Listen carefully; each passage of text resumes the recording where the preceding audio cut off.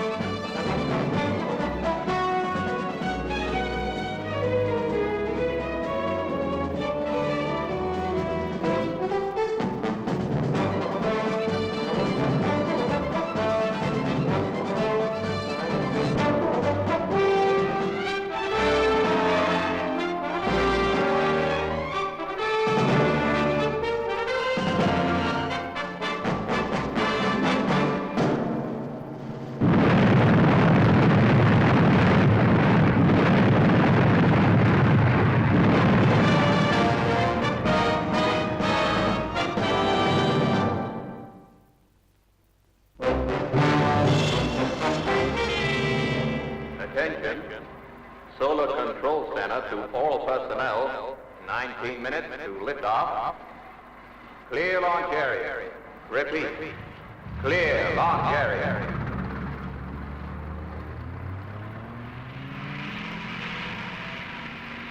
Well, viewers, excitement is mounting in Blockhouse 42 here at Cape Kennedy as the most daring rocket launching of all time counts down.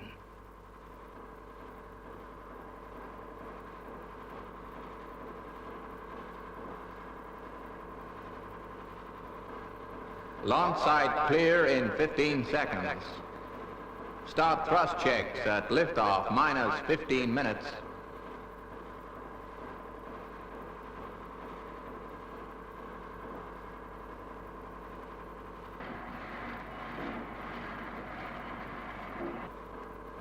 Thrust checks. Minus 10 seconds. Sounding amber alert. Thrust checks minus 5, 4, 3, 2, 1. Ignition. Ignition go.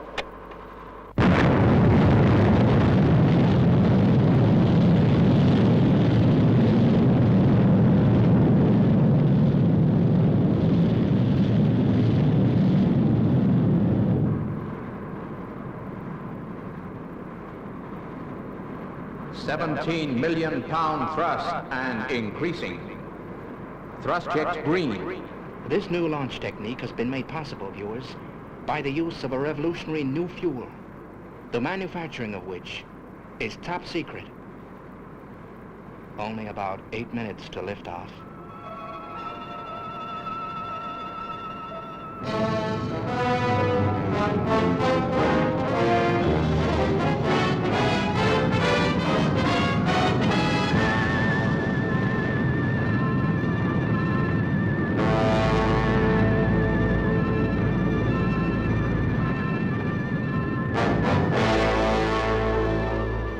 £20 million thrust and steady.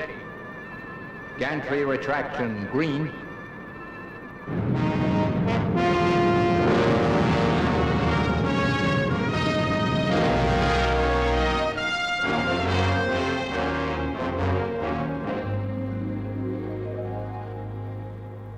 Rocket fuel from water. It hardly seems possible, Borinder. If anyone could hear you, and I'm glad they can't, they would think that you had nothing to do with this new process. My dear Professor, you would have succeeded without me. Sir Jeremy, I had been working on this project for 10 years without success before you joined me. Remember?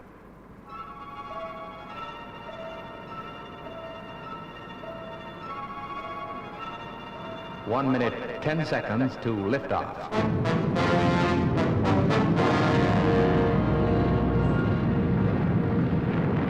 60 seconds to liftoff. Stand by to release fuel injectors. Only a few moments remain, viewers, before we see the liftoff of Sun Probe, so named because its enormous power would enable it to fly into the sun on full power. History is indeed in the making here at Cape Kennedy. Good luck, old man.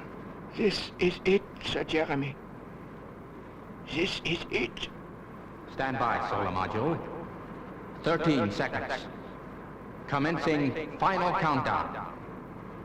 10, 9, 8, 7, 6, 5, 4, 3, 2, 1.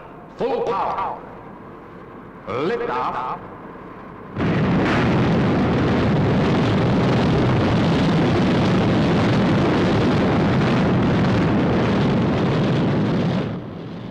Liftoff. A-OK.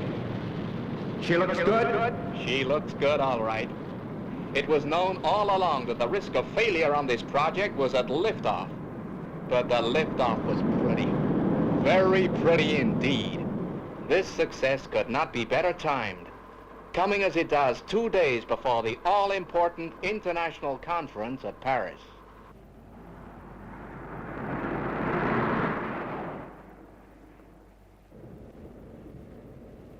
Paris is now 20 kilometers away, milady. Where do you desire to go when we get there? The Café Etalon, Parker. I'm meeting Sir Jeremy Hodge there at midnight. He seems to be in some kind of trouble. Sir Jeremy Hodge? Isn't he the scientific gentleman who helped to form our organization? Yes, Parker. He helped Brains to get certain components of the Thunderbird machines manufactured secretly in Europe. So he's one of us then, milady? Yes, Parker. He's one of us.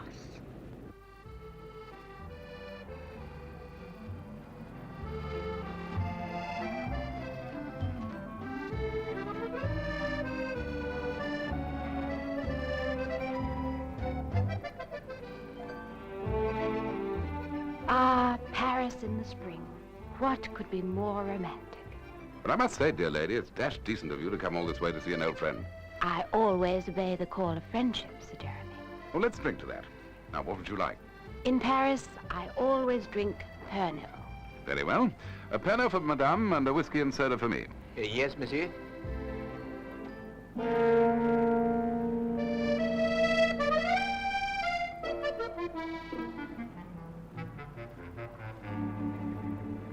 But come now, you didn't bring me all this way for nothing. Why the air of mystery? Why this midnight rendezvous? Is it safe to talk? Did anyone see you come here? No one. Apart from Parker, nobody knows I'm in Paris. Good. What I'm going to disclose is for your ears only. You know of my old friend, Professor Borrender. You mean your colleague at International Research Laboratories? 2 nights ago, after the international conference here in Paris, I saw him off by train to Ahmedabad. When the train reached its destination, he simply was not on it. Careful.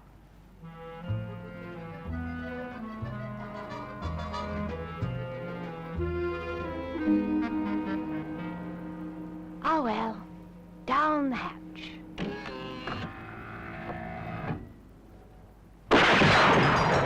Gee, Beg pardon, milady, but the drink was drugged. Oh, I am so sorry, madam. I had no idea. The gentleman asked me for a light, and he must have put something in your glass when my eyes were blinded by the flame. Oh, dear, how tiresome. It looks such a pretty Pernod, too. Any sign of him? not a dashed thing, Penelope. I'm afraid he gave us the slip, milady. It looks as if he's left something behind.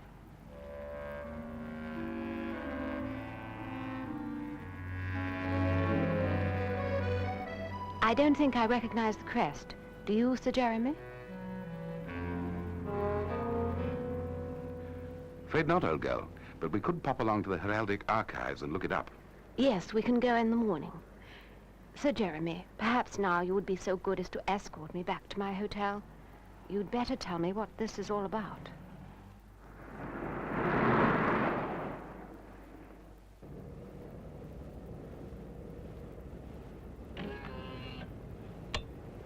First of all, you are certain that Professor Borrender traveled on that train? Absolutely. I saw him off at the station myself, but the attendant on the train swears that I'm mistaken and that no one of that name traveled. Can you think of any reason why the professor should disappear like this? One excellent reason. For the past year, he and I have been engaged on experiments with seawater. But Professor Borrender and I have just perfected a method of converting seawater into fuel. But to convert water into fuel is a very delicate process and can be performed only with the facilities that the professor and I have devised. In the wrong hands, this process could contaminate the oceans of the world. And the consequences to mankind could be pretty terrifying. Now I understand your precautions. I don't think you do. Not completely. You remember the launch last week of the new Sun probe rocket? Don't tell me that rocket was launched on your new fuel. It was indeed. So apart from the dangers I've mentioned, it's possible that the discovery could upset the balance of power and start a world war. International Rescue owes you a great debt, Sir Jeremy. We are at your service. What would you like us to do? You must help me find the professor, dear lady. Of course, and we've got to work fast. We're up against men who will stop at nothing.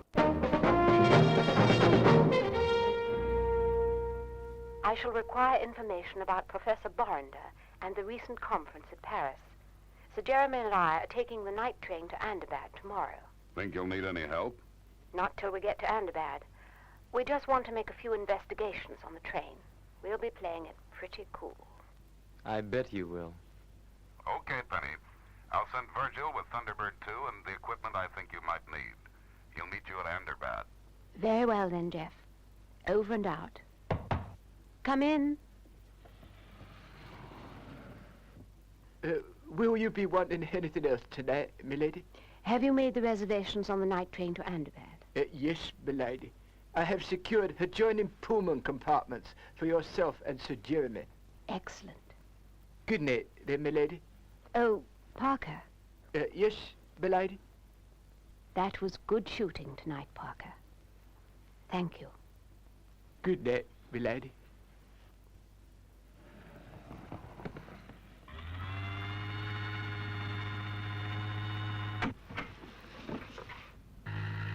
Well, Tintin, another rescue operation is underway.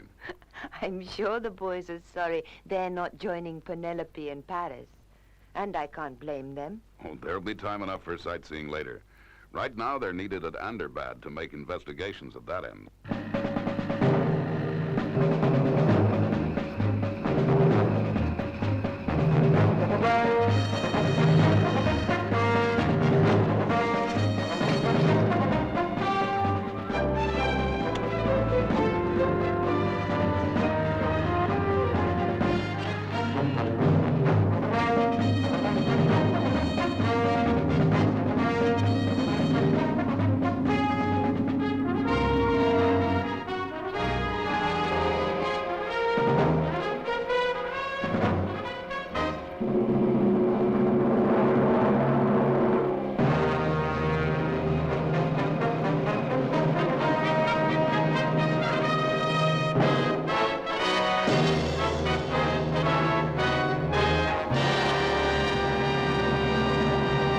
Here we go again. Yep. Good luck then, boys. Keep in touch at all times.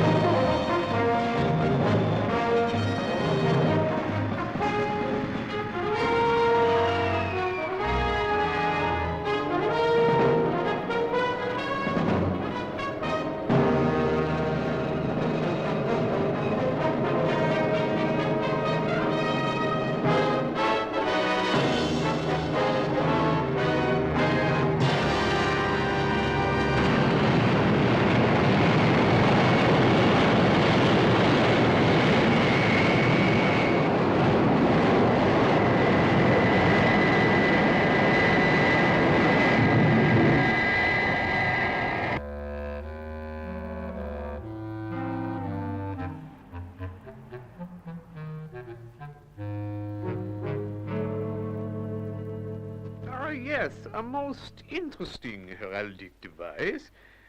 Yes, I think you've come to the right place. If you go down to our lower vaults, you'll find what you're looking for. Capital. And where might they be?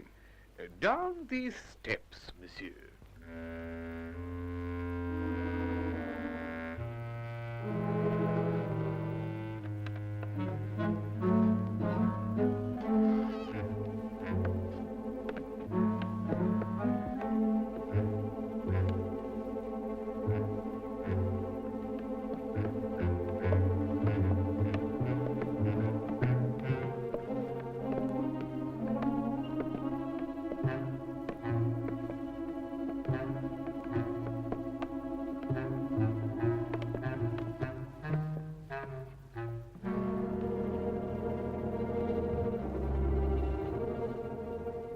Where do we start, then? Let's try over there.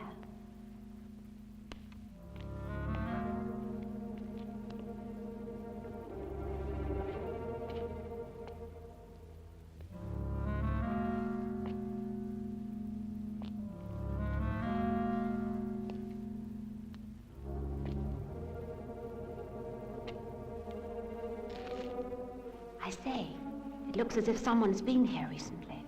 Found something? This one's had the cobwebs wiped off lately. By Jove, Penelope. I wonder if we're onto something.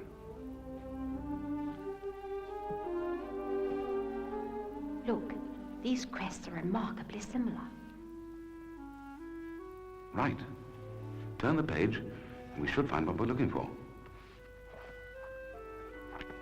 It looks, Sir Jeremy, as if someone was expecting us. Not very friendly, what? Hush.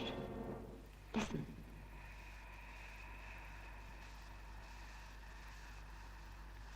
By Jove. It's gas. And not a window in the place. A very clever way of disposing of us. Well, we'll soon see about that.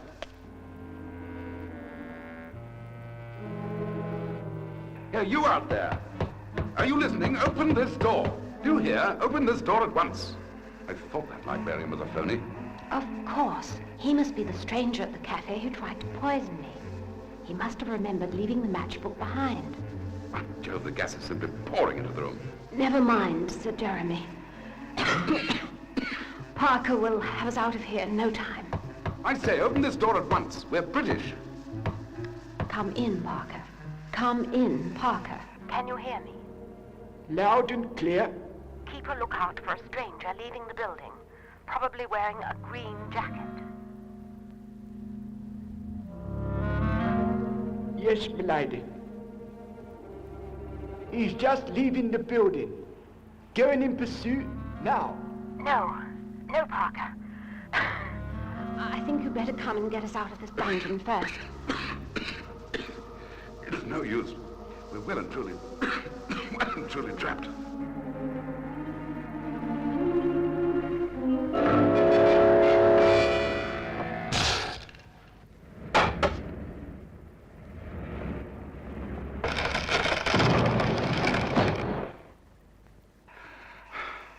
Just in time. Are you all right, Penelope? Yes, perfectly. I knew Parker wouldn't let us down. Sorry to keep you waiting, milady. The next step is to get to Anderbad. Come, Sir Jeremy. You and I have a train to catch.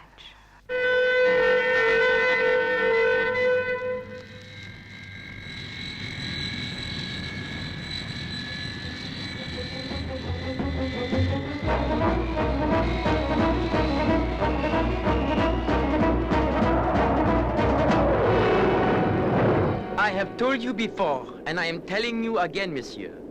I had no Professor Brenda on this train. Well, I'm telling you, young fellow, that you had, because I saw him off at the station. Come now. Perhaps you were mistaken. No, not mistaken. Excuse me, please. I must go. Perhaps, after all, I'm the one who's mistaken. Perhaps I imagined the whole thing. Nonsense. That attendant is clearly hiding something. Well, come now, Sir Jeremy. It's cocktail time. No one's going to deprive me of my Pernod this time.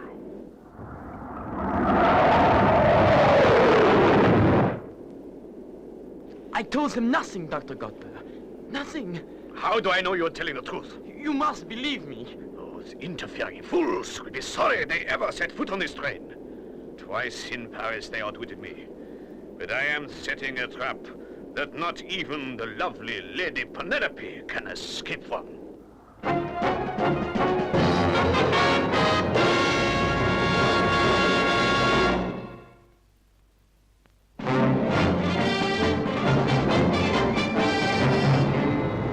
Okay, Father, will do. And when you get to Thunderbirds, make a landing on hill GF/0. From there, you ought to get a good view of Penelope's train as it emerges from the Thunderbirds tunnel. Say, that's some length of tunnel. Yeah, must be pretty lonely inside that mountain. Any more news from Penelope? No, I expect she's just sitting back enjoying the trip.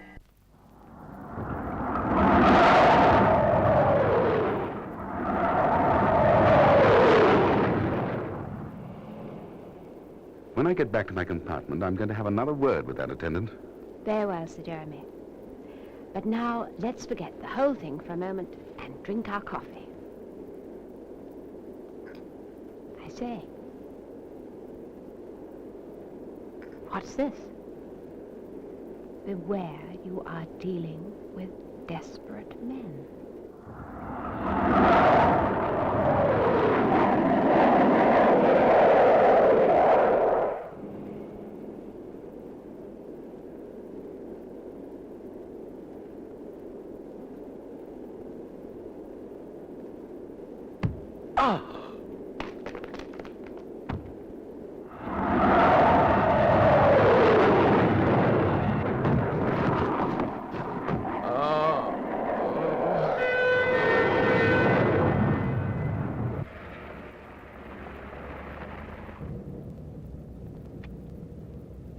Parker, how are you progressing? Oh, very well, milady. I'm keeping well up the schedule. In fact, I saw your train from the summit of the highway 10 minutes ago. We've interviewed Professor Borender's attendant, but he's too frightened to tell us anything. Anyway, he's disappeared since dinner. Well, I shall be retiring for the night now, Parker. Very good, milady. I trust you have everything you require. Well, I must admit, I miss my usual cup of cocoa. I did anticipate that, milady, so I slipped an hot flask of your favorite brand in the foot of your hat box. Thank you, Parker. Good night, then. Good night, milady.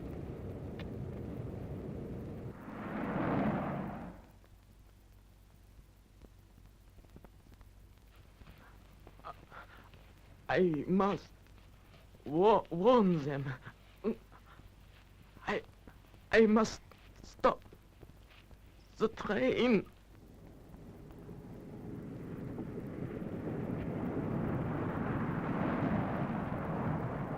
Got to stop the train.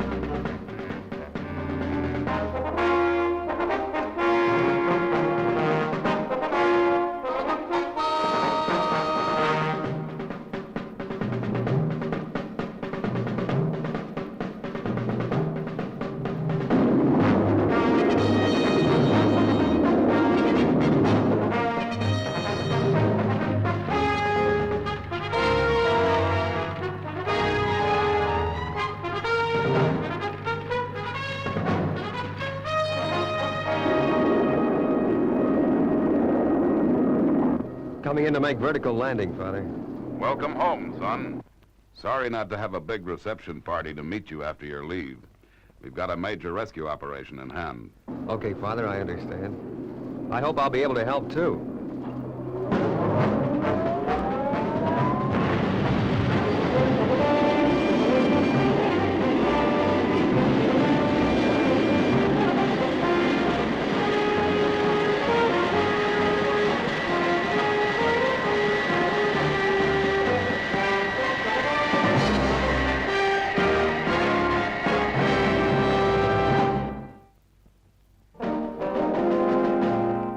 So you see, Scott, the forces of international rescue are converging on the city of Thunderbirds from 3 directions.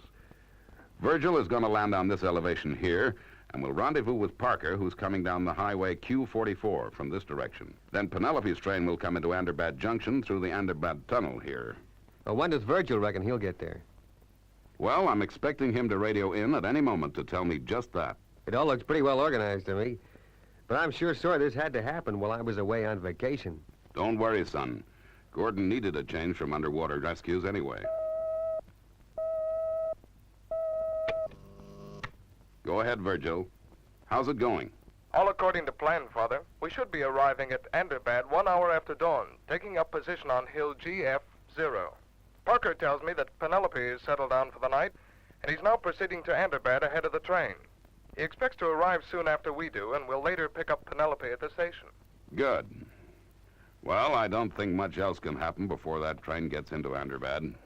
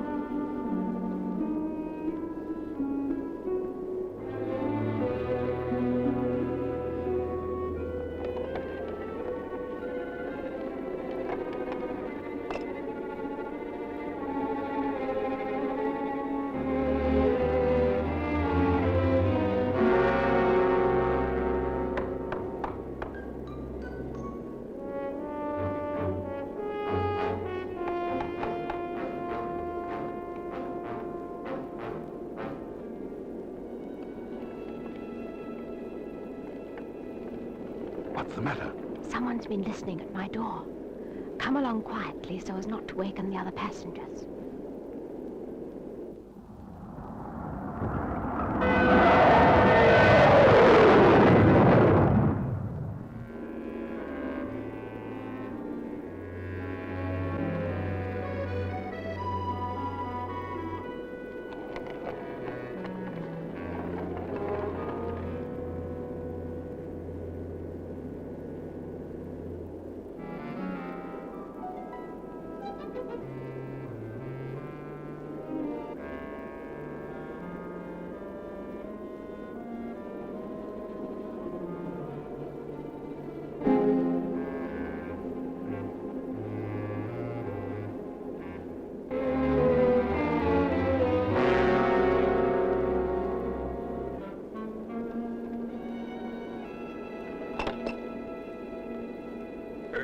Good evening, madame. Can I help you? Well, we are looking for our attendant. We haven't seen him since dinner. I am your new attendant, madame. I shall be taking care of you for the second half of the journey. Then what did you want with my suitcase? I was merely ascertaining which passengers would be getting off at Thunderbirds. Alfred was very careless. He forgot to leave me a passenger list. Well, madame, monsieur, if there are no more questions, I shall bid you good night. Now, where have I heard that voice before? Wait. I think Parker may be able to tell you. Leave your monitor switched to telecall. Sir Jeremy is going to engage his new attendant in conversation. I want you to tell me if this is the man you saw leading the archives in Paris. Very good, milady. You rang, monsieur? Yes, that's right. I'd like to order my breakfast for the morning. I want, orange juice, cereal with plenty of sugar, some eggs and bacon, and, some strong coffee and cream. Is that quite clear? Perfectly, monsieur. Well, That's him, milady.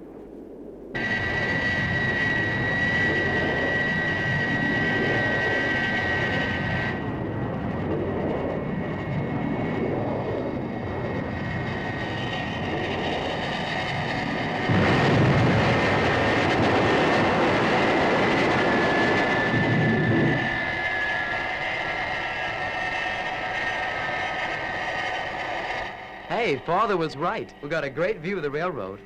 There's the end of the Anderbad Tunnel.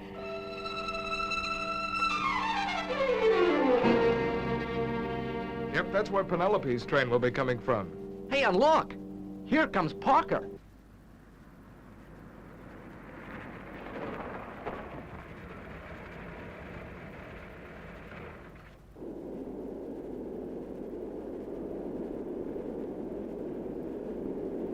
Nearly at Anderbad. We should be entering the tunnel soon.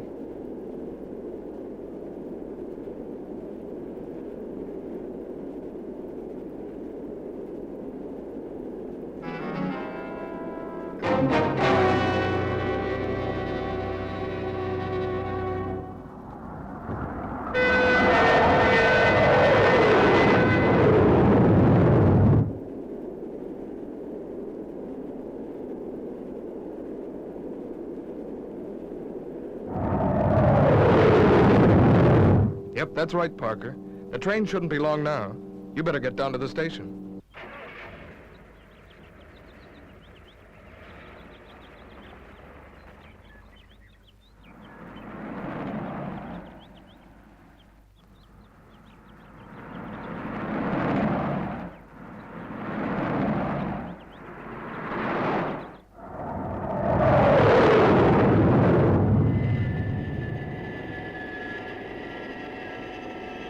something's happening.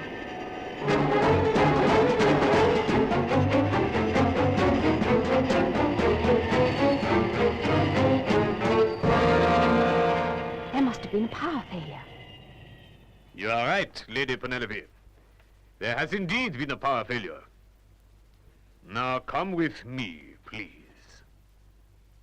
Quickly. Okay, so when do we get started? Relax, will ya? We can't do anything till Lady Penelope gets here. Parker will bring her as soon as the train gets in. Maybe that's Parker now. Lady Penelope's train is going to be late. What's happened? There's been a power failure in the Thunderbirds tunnel. Yeah, I don't like the sound of that. All right, Parker, you better check exactly where that train is and then report back. Go ahead, Virgil. Father, Lady Penelope's train is at a breakdown in the middle of the Anderbad tunnel. Right, Virgil. Better stand by with the monobrake. Yes, Father. But surely Penelope would have radioed in if there had been any trouble. Tintin, that Anderbad tunnel goes straight under the Alpine belt. No radio waves can penetrate that far.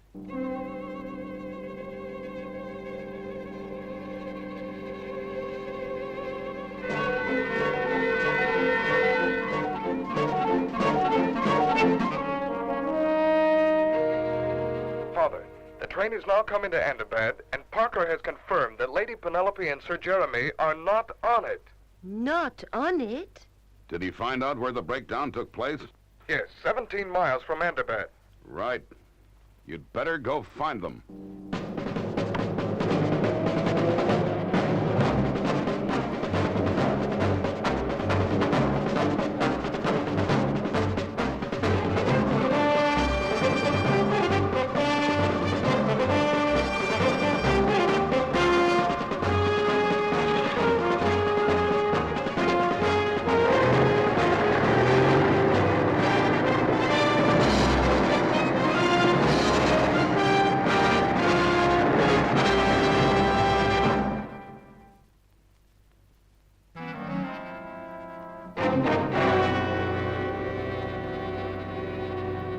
Well, now that you've got us here, what do you intend to do with us? First of all, welcome to my little subterranean headquarters. From here, I can control all the traffic in the Thunderbird tunnel. My colleague has only to switch off the current, and the transcontinental rocket is thrown out of action. A useful little trick, but a dangerous one if used too often. I suppose this is how you kidnapped Professor Borrender, too. Precisely. When I saw that you suspected me, I was greatly tempted to hurl you both from the train as I disposed of that stupid attendant, Alfred. But you will be much more useful to me here.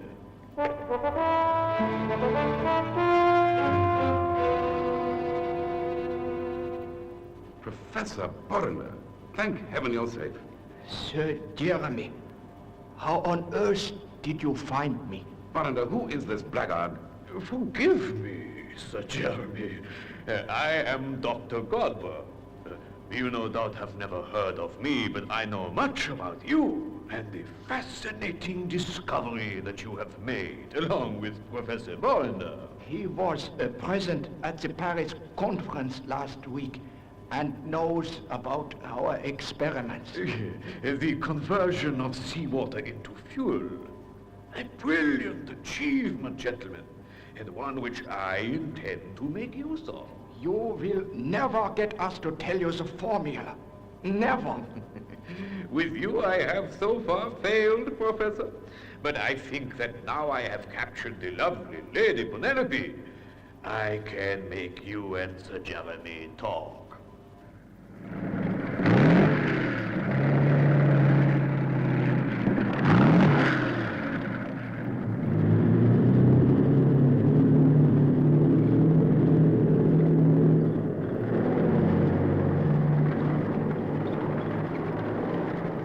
How far do we have to go into this tunnel? 17 miles. So let's step on it. When did they say the express was due? Now relax, will ya? We got the place to ourselves. I wish I could figure out what's happened to Penelope and Sir Jeremy. We'll find them. They can't have gone far.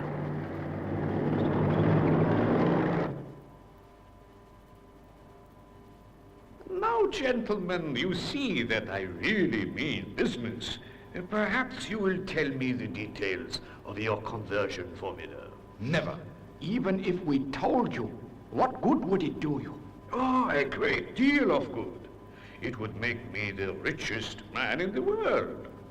All right, Roach, lower the ladder.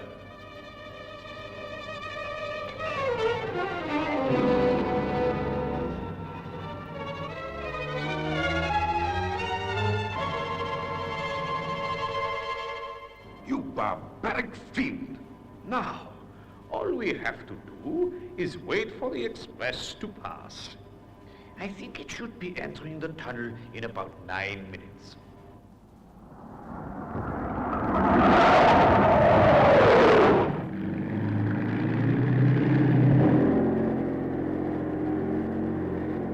Hey, there's another one. Yeah, there seems to be a lot of these ventilation shafts. Do you think we ought to take a look in these as well? Now, let's keep going. Listen, Godber. Even if we told you our conversion formula, it would be useless to you without the equipment we've assembled in Paris. I shall worry about that later. Our experiments are still in the early stages. You heard me say this at the conference. One little mistake could pollute the waters of the sea. And subject the whole of mankind to the most appalling consequences. You're asking us to risk too much, Godber. Enough! How long now till the express train enters the tunnel? What do they mean? Pollute the waters of the sea. Answer my question! 6 minutes, Doctor.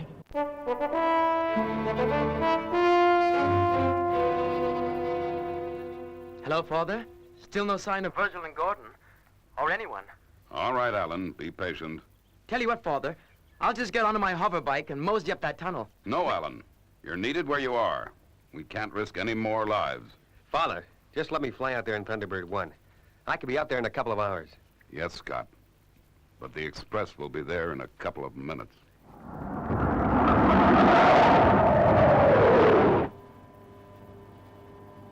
Express train. Approaching tunnel now.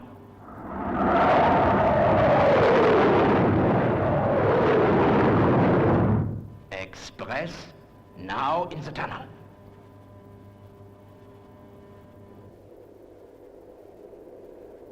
Look here, Godber, you must stop this train. Cut the power and we'll talk the whole thing over. Certainly, Sir Gerry. You have only to tell me your formula, and I shall willingly cut the power.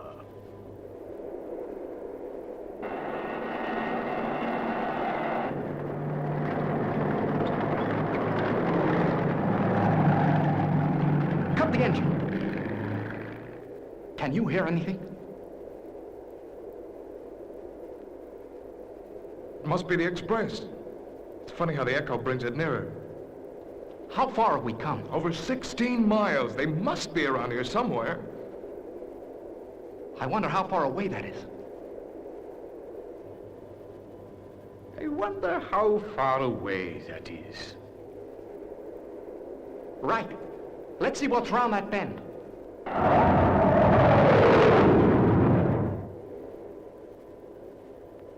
Train. Now 4 minutes away.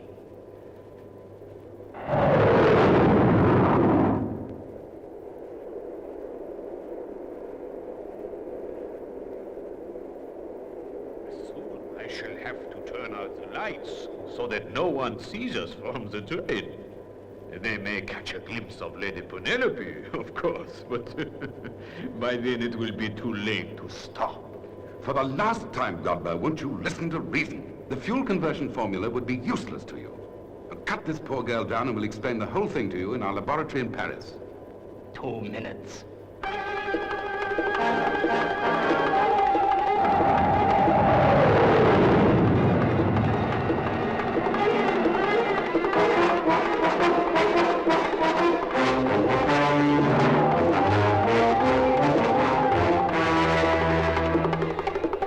Godber, we implore you, spare this young girl.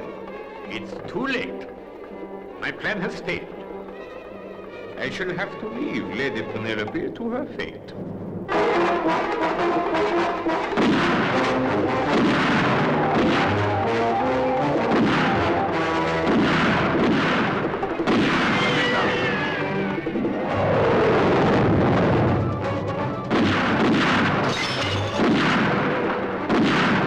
Roach, stop the train! Stop the train!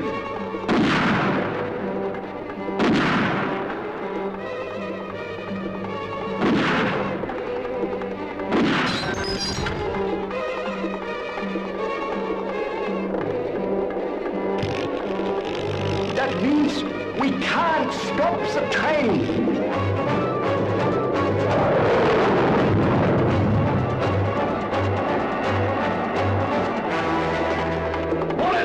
Get up, Hollander! Get up and come over here with your back to me. Move!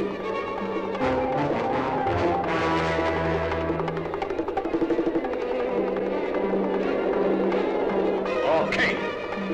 I'll give you 10 seconds to throw your gun down and come out with your hands up.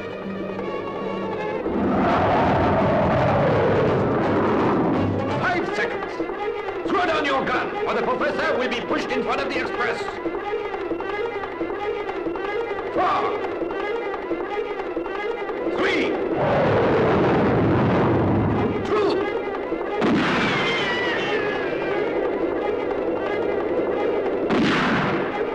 Here she comes!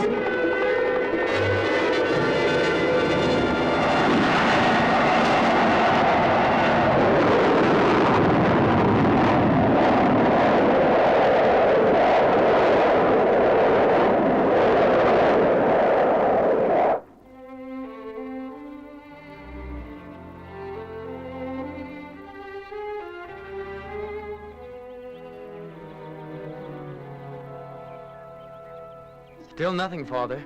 Nothing has come out of that tunnel since the express. 20 minutes ago. Looks like something went wrong. What can have gone wrong? Give them 5 more minutes, Alan, then you'd better... Hold it!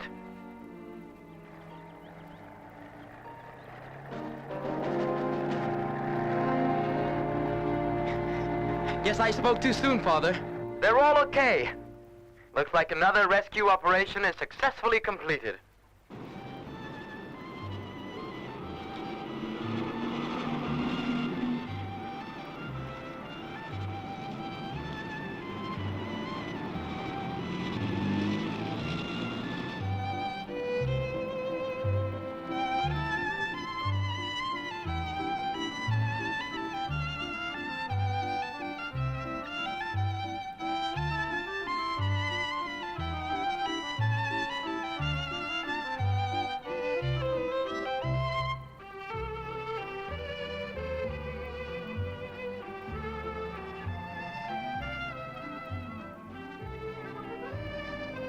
A fine thing. My first night in Paris ever. And I get serenaded with gypsy music. Now that will do, Alan. You just drink up your coke. I don't get it. As soon as we get back to Paris, all the other fellas push off to the Follies. Why not me? Because you're too young. Now, cheer up. Parker will be along in a minute to take us to the best nightclub in town. Oh, great! I love dancing with Parker. He does a very interesting rumba, they tell me. Ah, here is Parker now. Darling, you look wonderful. Hmm? Tintin! How did you get here? Well, your father thought she deserved a vacation. Et voila! Well, ladies, we'd better get going or we'll miss the floor show. My Penelope, old girl, you haven't touched your Perno. Yes. Well, the last time I had a Perno at this bar, I was just raising it to my lips when, bang, I was off on another adventure. We'll drink up and see what happens this time. By Jove!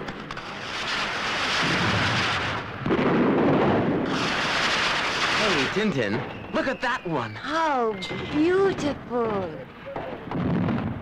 By Jove, Penelope, do you see that one? I say.